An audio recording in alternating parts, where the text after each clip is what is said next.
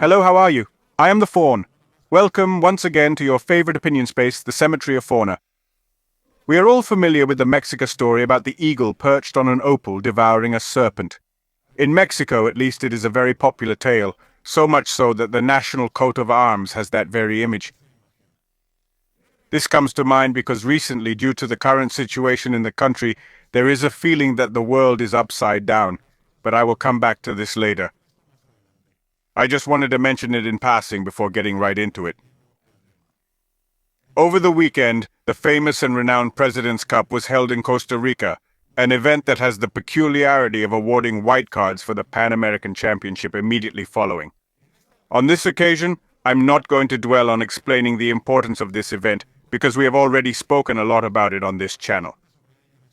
In fact, we have an episode of Trash when entirely dedicated to the President's Cup. I'll leave it at that. The big difference with the Costa Rican President's Cup compared to previous ones is that this is the second time in a row, and in history, that this event is being held outside the United States. Moreover, having it in a country like Costa Rica makes it much more accessible for the entire continent.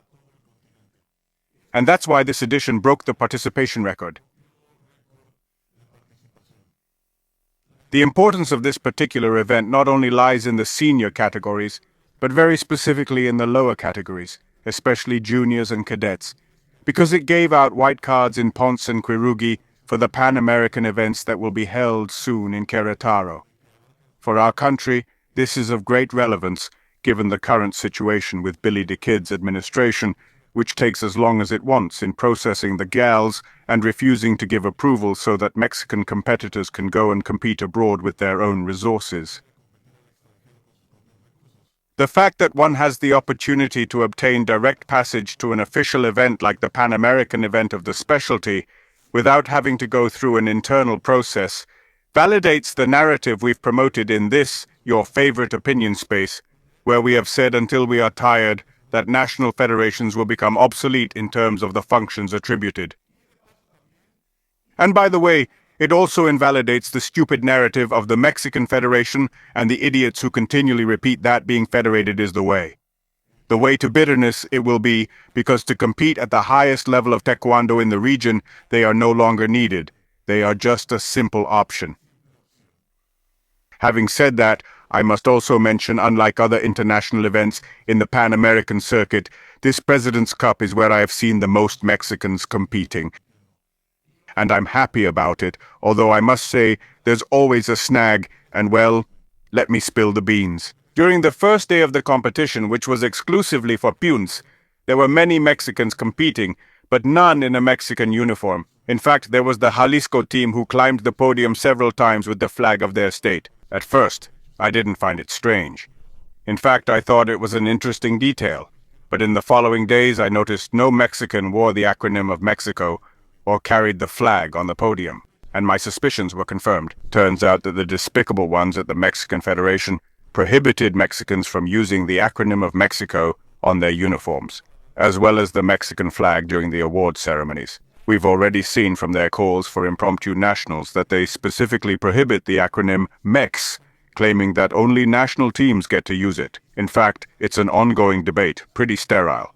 And I believe that those in favor are just self-conscious idiots, unable to move past a certain phase of their lives. But that's just my view. Any Mexican competing internationally should feel free to use his country's initials on his uniform, and the country's flag, notably on a podium. It should be noted the command was obviously given with the threat of a penalty for the coach if he allowed the opposite. I was checking the law about the national emblem, the flag, and the national anthem, because it struck me as odd that they would dare. You can't give an order like that, especially about the national flag, and I found nothing that could justify an organization like the Mexican Federation daring to give such an order. What I did find was this. Article 32 of the said law states that individuals may use the national flag on their vehicles or display it in their homes or work, as long as they observe the respect that corresponds to the said national flag. In these cases, the national flag can be of any size, so by law you cannot be prohibited from using your flag, much less abroad. I mean, these people are getting more and more delusional. Please wake up and give them the finger the next time they give you such an order. They are angry because despite their idiotic attempt at control, with each step they realize that they are nothing more than zeros.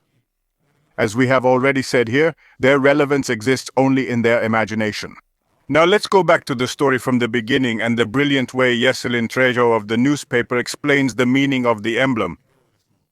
The eagle gobbling up a snake symbolizes the brave spirit of Mexicans and the strength that has led them on a persistent struggle over the years that perpetually sows good.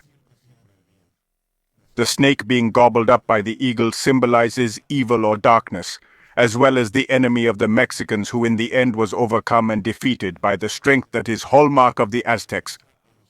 The positioning of both speaks of victory. That ending where good, the eagle, triumphs over evil, the snake. The eagle is not the federation, it's you, the athletes, the coaches, the people who strive to get ahead and have the opportunity to represent their country on international platforms. You are the eagles, and you swallow your enemies. Don't let evil triumph over good. Don't let ducks shoot at shotguns. And above all, don't let yourselves be devoured by those snakes.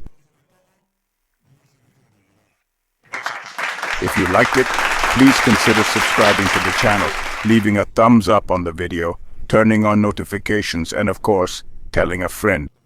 Sharing our content is the best way to support us.